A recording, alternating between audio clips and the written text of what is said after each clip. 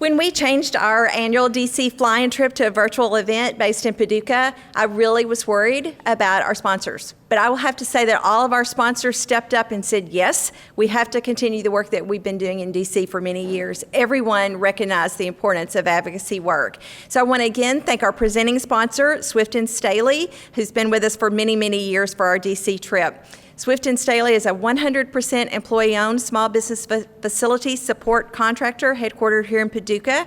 Swift & Staley provides a full array of support services for governmental and commercial clients in Kentucky, Ohio, Tennessee, and Washington, D.C. We applaud Swift & Staley for an outstanding safety record, exceptional performance, and continued generous support to numerous community-based charitable organizations. I also want to thank our additional sponsors for this trip. At the cabinet level, we have Beltline Electric, Four Rivers Nuclear Partnership, and Geo Consultants. Congressional sponsors, Mid-America Conversion Services, Jim Smith Contracting, and our Senate sponsors, BFW Engineering, Markham Engineering, CSI, HealthWorks Medical, and Ingram Barge. So thank you all so much for your continued support. We're very honored now. As I said, we're going to shift back to have our congressman with us here today in Paducah. Congressman James Comer was elected to Congress in 2016 to represent the 1st Congressional District, which covers 35 counties from the Mississippi River to central Kentucky. It's one of the largest, if not the largest, geographical districts in Kentucky. He currently serves as the Republican leader of the House Committee on Oversight and Reform, where he aggressively advocates for reducing waste, fraud, and abuse in government. Prior to serving in Congress, Congressman Comer served 6 terms in the Kentucky House of Representatives and was also Kentucky's Commissioner of Agriculture, the area he loves. He began his career by farming in his hometown of Tompkinsville. After graduating from Western Kentucky University, he and his wife TJ have 3 children, Reagan, Harlan, and Aniston. Congressman Comer, we're going to invite you to the podium if you want, and we're looking forward to hearing from you for a congressional update. And thank you for your service, and thank you for being here in Paducah today. So please welcome our good friend and our Congressman, James Comer.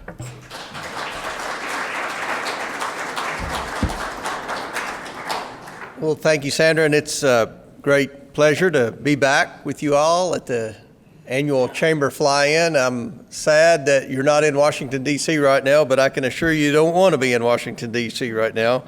The halls of the Capitol are like a ghost town, and it's just almost depressing when you walk around and you see that there's nobody in Washington. And I think that's one of the best parts about Washington, D.C. is how accessible it is to America and to the world, where you can just walk in the offices of the members of Congress and talk to your member of Congress. And that's a great luxury that the citizens of America have, that many of the countries that my friend Kelly Craft was mentioning, they don't have that luxury. So when you don't have that, it probably has led to a lot of the divisiveness between that and this being an election year. It's been an unfortunate time to be in Washington over the last year. I'm very optimistic that after this election, regardless of the outcome, that there will be a window of opportunity for 1 year. In 2021, there are no elections. So there are issues, believe it or not, that both parties agree on. Issues like infrastructure, which I know is very important to the Paducah Chamber of Commerce, where Republicans and Democrats can work together and get a solution. You know, when we talk about stimulus, and I do not think we will get a stimulus bill over the next 48 hours or prior to the election. I don't think that that's going to have an impact on anything. There's still, from the $3 trillion CARES Act, there's still several $100 billion that have not been tapped yet. So there's still money out there that hasn't been spent. Another reason I'm not as concerned that there's not going to be a bill over the next 48 hours or prior to the election on November 3rd is one of the biggest complaints I hear from employers in my district is that they are trying to hire people back or bring people back that they temporarily laid off, but they can't get them back because of the federal unemployment subsidy. And in every agreement that's been hashed out, between Pelosi and Mnuchin being the Treasury Secretary for the Trump administration. They've included that in there, not at the same levels, but still a subsidy in there. So, when people are unemployed, they draw unemployment. What the federal government has done after the pandemic is they significantly increased the normal unemployment benefit, and it was increased to the point where a lot of employers in Kentucky, their employees were making almost as much, and in many cases more, not working than working. And if you've tried to access the unemployment office in Frankfort, you can't get a human being on the line. So even though it's illegal, if your employer calls the employee that's throwing unemployment back to work and they refuse, you can't do anything about it because you can't get anybody on the phone in Frankfurt in the unemployment office. So I think it's bad federal policy to have that unemployment subsidy on there. I think, it's unfair to people who are working.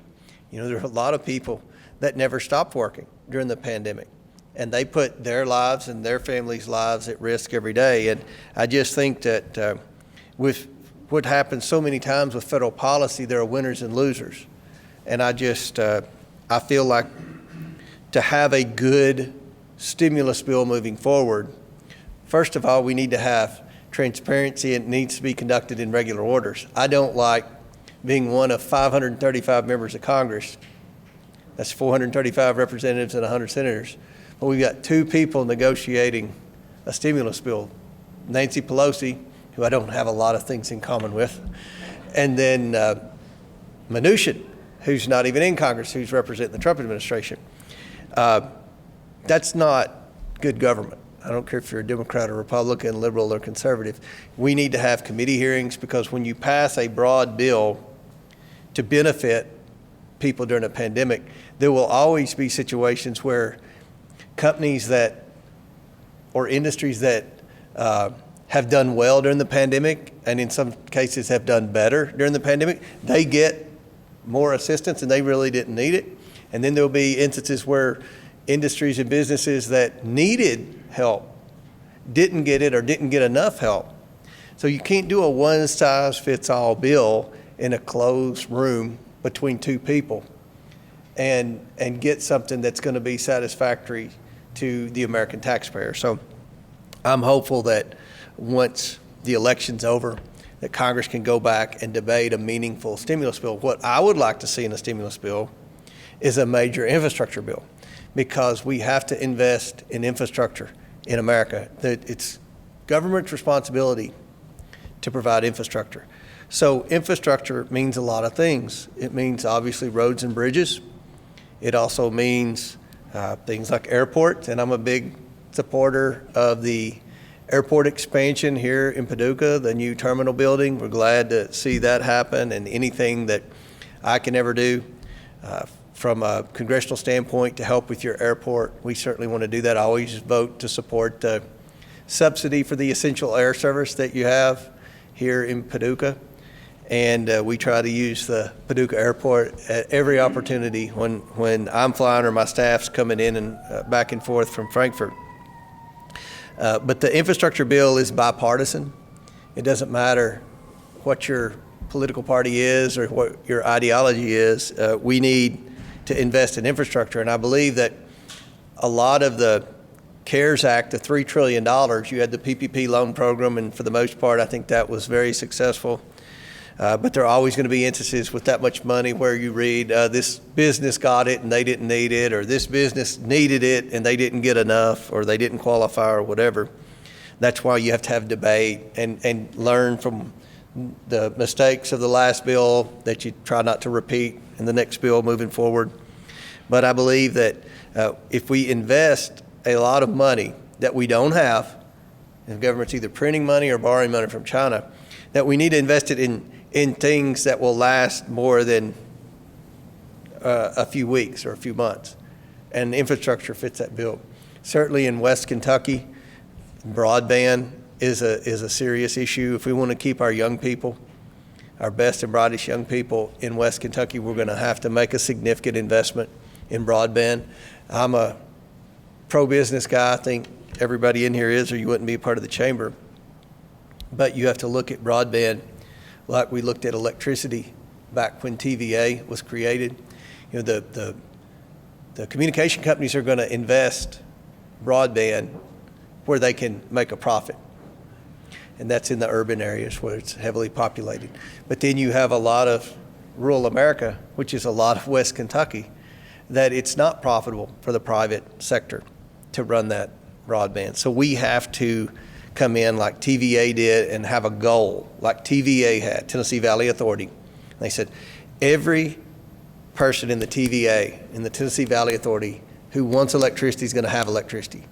And we'll do everything in our ability to make sure that that electricity line is everywhere it needs to be.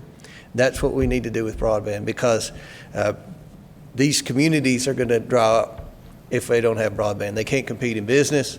The young people aren't going to live there if they can't have Netflix and things like that that require broadband. So we have got to do that, and that's a priority for me. So we also have the infrastructure needs of the river industry, which you're blessed to have here in Paducah, that provides so many good quality, high-paying jobs, and that requires an investment in the river infrastructure, the locks and dams and things like that. So these are priorities that I will be taking with me as we move forward in the next few months in Congress. The infrastructure bill I feel good about, and it doesn't matter what the outcome of the election is. We've got to invest in our infrastructure in America, so that's something that will happen. With respect to trade, you know, we've got a terrible problem with China. We've talked about that a lot. China manipulates their currency. They steal our intellectual property. They disregard our patents. They don't abide by the same environmental laws. I don't think they were being truthful with the COVID virus and its origins in Wuhan.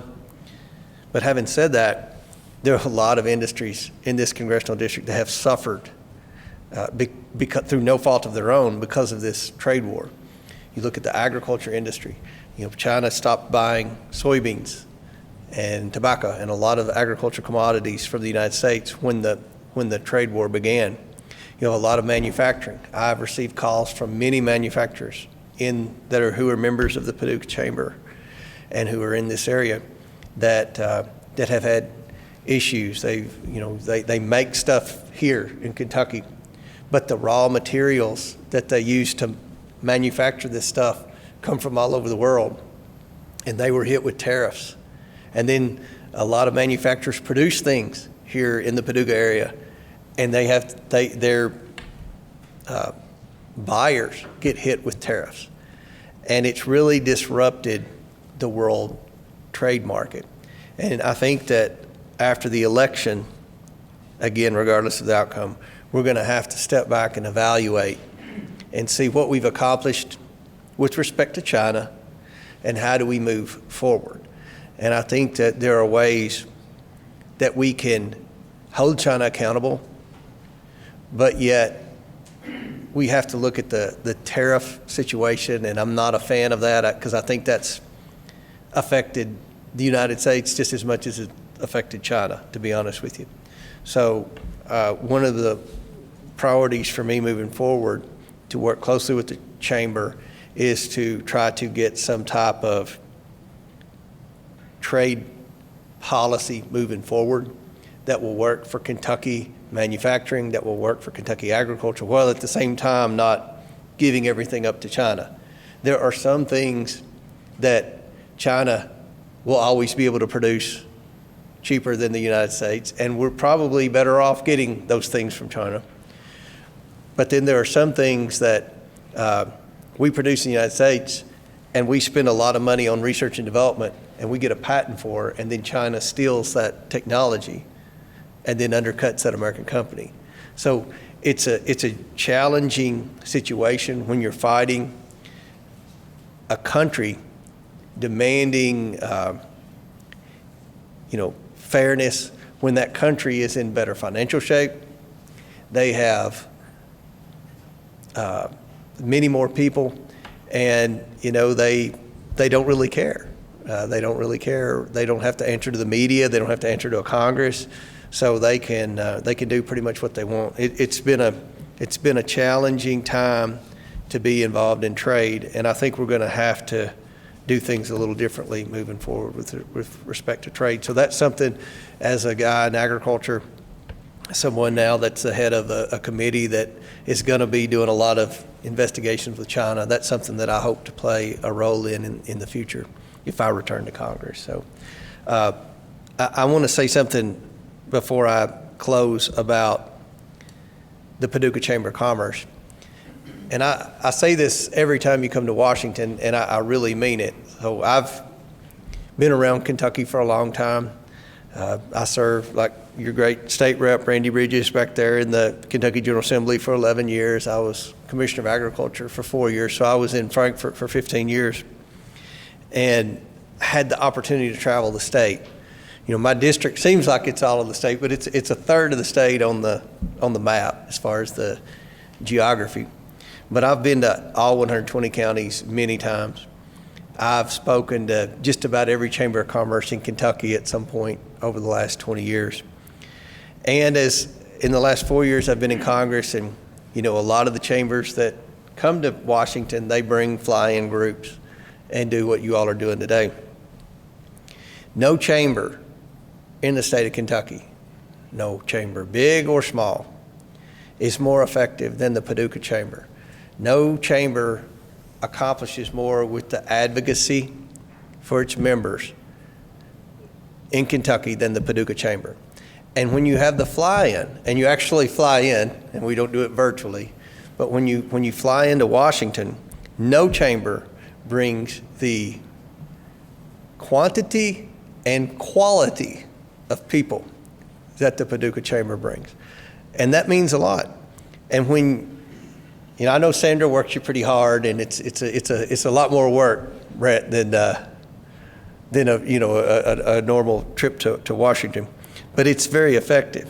When she sets up, and you all set up meetings with the Department of Energy, you have a defined agenda, and you always accomplish that. You get what you ask for. Sometimes you get more than what you ask for. That's in the case the last few times. But you have quality meetings, and you've developed a reputation in Washington to where anyone, whether it's a cabinet secretary or a U.S. senator or a member of Congress from another congressional district, when they get the invitation to have a meeting with the members of the Paducah Chamber who have flown into Washington, they take it.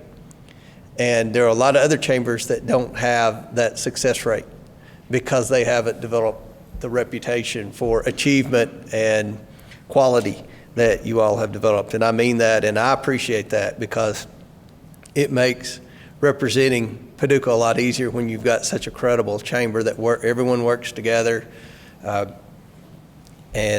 And I think that you're making a big difference for this community. So I want to thank you for all that you do. Our office is upstairs. I think everybody knows Marty back there. Marty's our field rep in this area, Marty Wiles. And then behind her is Caroline Cash. She's from Mayfield, and she's our chief of staff and general counsel in the Washington, D.C. office. I'll give you another fact I want to mention about. So my 4 years I've been in Congress, I have a staff of around 14. That's not counting interns, and we pay our interns.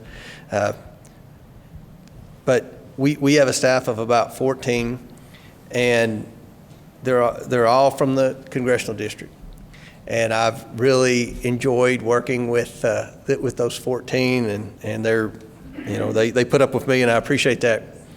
But as Sandra mentioned a few months ago, I was elected to be what's called the ranking member of the House Oversight Committee. The House Oversight Committee is the top investigative committee in Washington, and it's supposed to be about holding government accountable, making government transparent, and making government more efficient. That's what I want it to be about. But over the last 10 years, it's kind of morphed into a different kind of committee, And it's been in the news a lot. Both parties, I feel like in the past, have used the committee less for meaningful investigations to benefit the taxpayer as opposed to political instrument. Of course, the party in power is the chairman. So up until 2018, the Republican leader was the chairman. Then the House flipped in 2018, so from 2019 to today, the Democrats are in the majority, so they have the chairman, and the top Republicans called the ranking member. But the last three Republican leaders of this oversight committee were Jason Chaffetz. If you watch Fox News, you know who Jason Chaffetz is. He's a regular analyst on Fox News. After Jason Chaffetz, his successor was Trey Gowdy. And when I got to Congress, Chaffetz was the chairman, but he was about to resign to go to Fox News. Then Gowdy became chairman of the committee, and he decided he wasn't going to run again.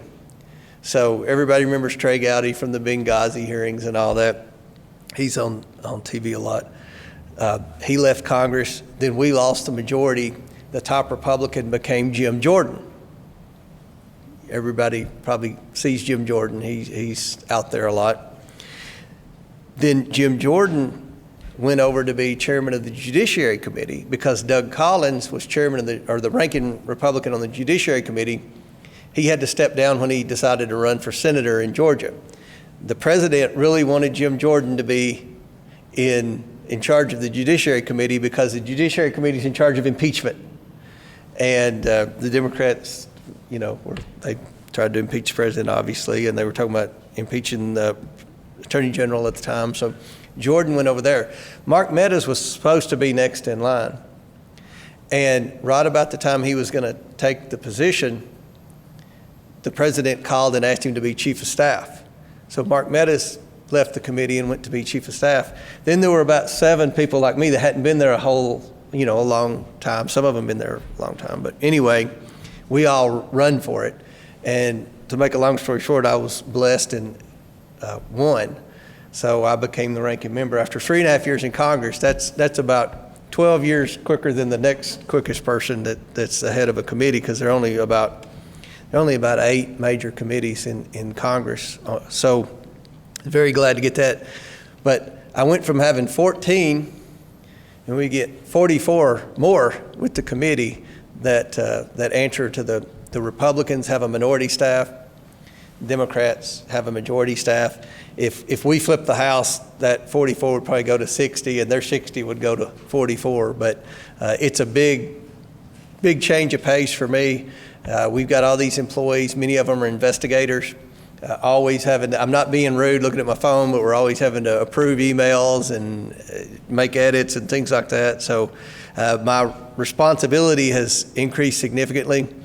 And I had a farmer say, well, you're oversight. Why aren't you on the ag? Why aren't you running the ag committee or something like that? And I said, I can assure you, being in charge of the oversight committee is a better deal than being in charge of the ag committee, because we have oversight over agriculture. If I called Sonny Perdue 6 months ago, who's the Secretary of Agriculture, he might have called me back in a few days when he got time, if he got time.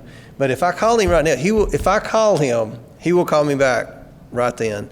And that's one of the good things about that committee. So I wanted you all to know that. I know it seems like that committee's doing a lot of political stuff on TV that some of you like, some of you despise.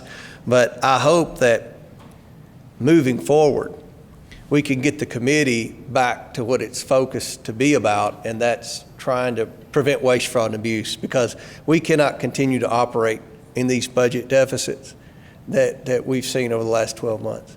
Our debt it was too high a decade ago. It's embarrassing now what the national debt is, and it's not getting any better, especially when they're up there trying to agree on spending $2 trillion more that we don't have. So those are the things that I'm going to work on as the ranking Republican on the Oversight Committee, trying to get waste, fraud, and abuse under control.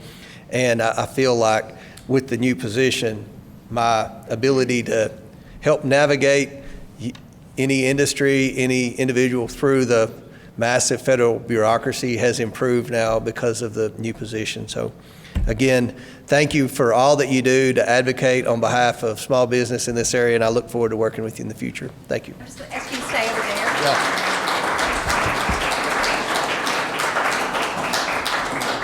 We are keeping our social distance today. So the U.S. Chamber had asked us for a few moments of time today as part of our D.C. fly-in.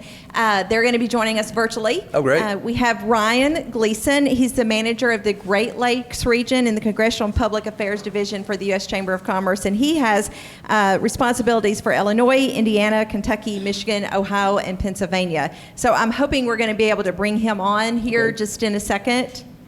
We'll kind of pause for that. Yeah. There he is. Thank you. Hi, Ryan. Thank you, Sandra. Can you hear me all right? Yeah, we can hear you. Nice to see you. And we've got you up on our big screen. And then all of our Zoom callers that have joined us by Zoom are also with us, too. So welcome. Great. Thank you. And I appreciate the introduction, Congressman. It was really great to hear kind of the state of play, or perhaps lack of state of play, of Congress right now. And certainly your priorities are the priorities that we have here at the Chamber. Well, it's my pleasure to be with you, at least virtually this afternoon, to recognize Congressman James Comer as this year's Spirit of Enterprise Award winner from the U.S. Chamber of Commerce for his pro-business voting record. Just to give you a little heads up about the U.S. Chamber, the U.S. Chamber is the world's largest business federation, representing over 3 million businesses and organizations from every size, sector, and region across the country, including state and local chambers such as yourself. And again, it's great to be with an accredited chamber. Each year since 1965, the chamber has identified issues in Congress that have been up for votes that are important to the business community, and then we evaluate how those members vote on these issues. If they hit a 70% or higher voting mark, they're awarded our coveted Spirit of Enterprise Award. However, this year has been a little bit different. While 80% of our consideration goes to their legislative efforts in the sense of how they vote, 10% goes to their leadership. And what does leadership mean? Well, we identify these issues, and if we're in support of these issues, if that member is willing to take a leadership role and co-sponsor a piece of legislation that we've endorsed, or perhaps there's a piece of legislation that we're against, and that member chooses to not co-sponsor that piece of legislation. Then that is kind of calculated within that member's own party and to see how they kind of fare out in the end. The second that we've also considered is bipartisanship. Obviously, Congress is well known recently to be stagnant. So if we see an issue that we support on one side of the aisle and another member from the other side of the aisle goes and votes for that issue, we take that into consideration, especially in time when we'd like to see the middle on issues that are important to the business community. Well, last year during the first session of the 116th Congress, there were thousands of issues that were, or votes that were taken. However, we at the Chamber identified 18 issues that were most important to the business community, and we refer to these as key votes. I won't go through all 18 of them, but they kind of stretch along trade, retirement, internet issues, healthcare, drug pricing. So as I said, I won't go through all 18 specifically, but there were two key issues that we thought stood out and Congressman Comer was on the right side of. The first is USMCA, the United States-Mexico-Canada Agreement. I'm sure many of you have heard of. It's this new, it replaces NAFTA, it's this new trade agreement with our partners to the north and to the south. Not only did Congressman Comer vote in favor of it, but he was a staunch vocal advocate for it all throughout. While this issue technically was signed into law this current session in January, we thought it was important from last session because it was deliberated, debated, and voted on last December in the House. And there were times that we thought that it might not pass. So again, we appreciate Congressman Comer's vote on it and really appreciate his leadership. You know, the USMCA is going to create million-plus jobs for Americans, but more importantly for Kentucky's first congressional district, it's going to help out the agricultural industry, considering how important, you know, dairy and poultry is in your neck of the woods. The second issue that we thought was important that we were opposed to was the Lower Drug Prices Now Act. We were opposed to it. And while it sounds good in name, it wasn't good in practice, just like many good-sounding bill names or headlines are. This measure would have created government price control on prescription drugs, would have reduced millions of dollars in healthcare research, and endangered the lives of 1 million Americans, particularly those most vulnerable, like our elderly. And I couldn't imagine it right now with the pandemic going on. Congressman Comer again was on the right side of this and opposed this issue. So with that being said, I'm glad to announce that Congressman Comer during the first session of last year had an 84% overall voting record. He had an 89% legislative voting record, nearly voting correct in every single issue important to the business community. Congressman Comer ranks as a strong member of the Kentucky delegation, ranking 4th in the delegation. And lastly, he's an 88% lifetime score, a true friend, someone that the business community can rely on.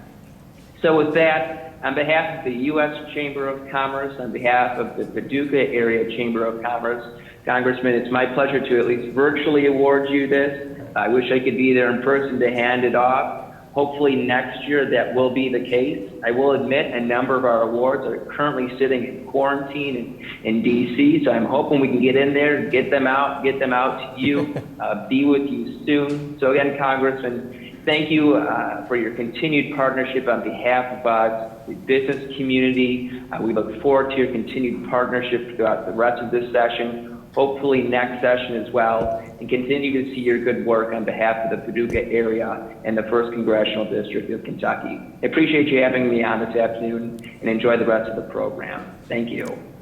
Thank you. Thank you, Ryan, for joining us very much. And I think we do have a small group here in our room with us, socially distanced and masked up. But I want to give us a round of applause to Congressman Comer. We're very honored. So. Thank you.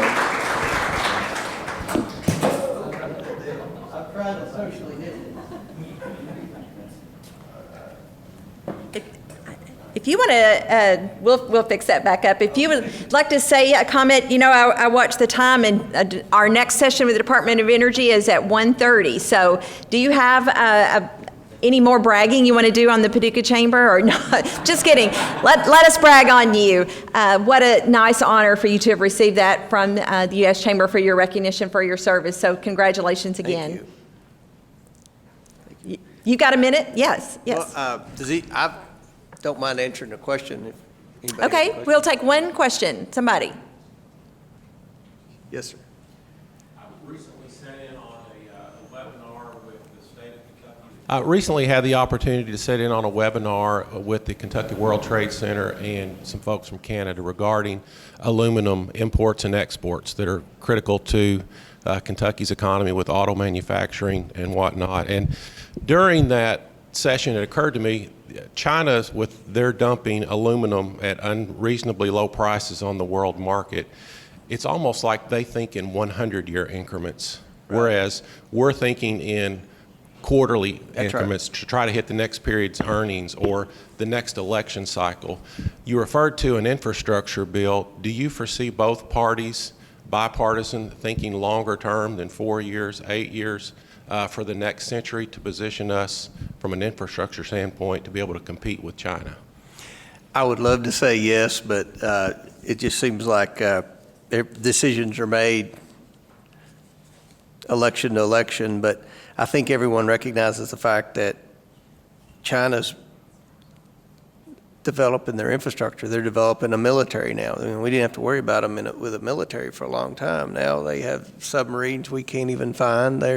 We're having to create a space force because they're going to have a space force. So, China's a big problem. It's frustrating that on the news it's always about Russia or Ukraine. Our biggest threat, bar none, is China. From a cybersecurity threat, from a trade threat, from a potential future military threat. So we have to, invest in infrastructure, just like the businesses in here have to invest. You can't pocket your profit every year. You always have to put some money back into your business for repairs and maintenance and innovation and things like that. So I hope that cooler heads will prevail when we sit down after the election and try to come together on a infrastructure bill that has a vision of what's America going to look like in 20 years, 40 years. I don't think we could ever get together on 100 years, but you're right, China does. And we're going to have to realize that, what's Kentucky going to need in a million years? We're going to need improvements to the locks and dams. We're going to need broadband. We're going to need that I-69 bridge between Evansville and Henderson. We've got a lot of rural communities that have terrible issues with their water and sewer treatment plants. They're out of compliance with the EPA. The communities aren't growing. They haven't invested like they should have in upkeep and repairs and maintenance for these systems. So if Congress hasn't been doing that, they're going to have to do that. And I think the infrastructure bill is the best way to do that. Thank you, Congressman Comer. As you've said, infrastructure is very important to our region, and we appreciate you addressing that today and all of the comments that you have, and you're going to be with us some this afternoon, so we really appreciate your time.